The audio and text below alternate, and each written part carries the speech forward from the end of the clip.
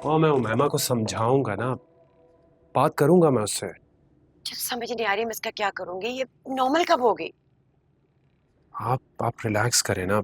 और मैंने साइकेट्रिस्ट से अपॉइंटमेंट ले लिया है। साइकाइट्रिस्ट से कुछ नहीं होने वाला। जब तक मारिया इस घर में आती रहेगी ना, ये लड़की कभी नॉर्मल नहीं होगी। गलती मेरी भी है। मारिया को उसकी बर्थडे पर गिफ्ट भेज दिया था मैंने, और वो वापस करने आई थी।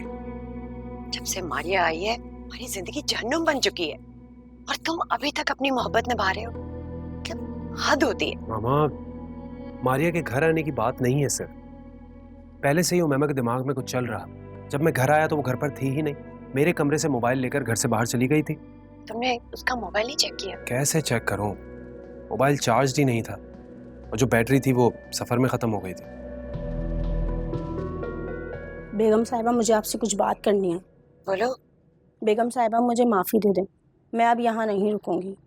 मेरा तो अभी तक जिस्म कांप रहा है। अब समझ में आया कि माजिदा यहाँ से क्यों चली गई। पैसे भी अच्छे थे और काम भी कम था, लेकिन वो फिर भी नहीं टिकी। ऐसी गायब हुई है कि अब कहीं नज़र भी नहीं आ रही। ज़रूर उमैमा बाजी ने उसके साथ भी कुछ किया होगा। मैं अब यहाँ नहीं रुकूंगी। कुलसुम, सैफ रोको ना उसको प्लीज। कुलसुम, कुलसुम, रुक जाओ। कुलसुम, कुलसुम रुक जाओ। जी भैया।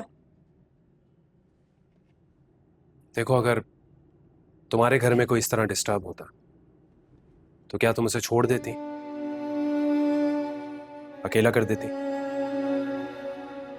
अगर उमैमा ने मुझ पर हमला किया होता तो क्या मैं उसे इस तरह अकेला छोड़ देता? नहीं ना।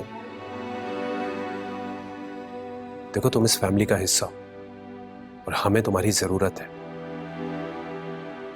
तुम एक काम करो, तुम 3-4 दिन के लिए छुट्टियां ले लो, और ये कुछ पैसे भी रख लो। जब खौफ दिमाग से निकल जाए तो इस घर में वापस आ जाना प्लीज।